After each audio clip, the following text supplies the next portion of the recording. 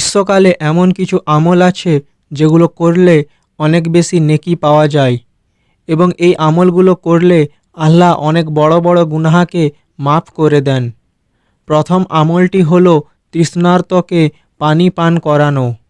তীব্র গরমে তৃষ্ণার্ত মানুষকে বা কোনো জীবজন্তুকে পানি পান করানো অনেক নেকির কাজ।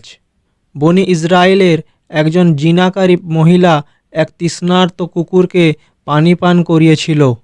তখন আল্লাহ ওই জিনাকারী মহিলার সমস্ত গুনাহ মাফ করে দিয়েছিলেন।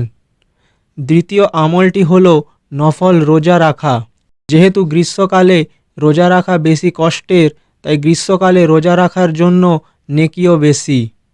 সাহাবায়ে কেরামরা অধিক সোয়াবের আশায় গরমকালে বেশি বেশি করে নফল রোজা রাখতেন। তৃতীয় আমলটি হলো তীব্র গরমে জহরের নামাজ দেরিতে পড়া। তীব্র গরমে জহরের নামাজ দেরিতে পড়তেন নবীজি, তাই তীব্র গরমে জহরের নামাজ দেরিতে পড়া সুন্নাত। চতুর্থ আমলটি হলো বৃক্ষরোপণ করা। বৃক্ষরোপণ করা হলো নবীজির সুন্নাত।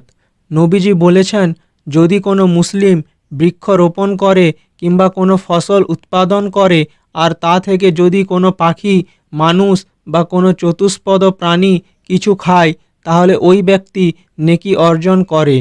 এমনকি ওই ব্যক্তিটি মারা যাওয়ার পরেও নেকি অর্জন করতে থাকে। তাই বৃক্ষরোপণ করা হলো অধিক সওয়াবের কাজ। পঞ্চম আমলটি হলো গরম থেকে শিক্ষা গ্রহণ করা।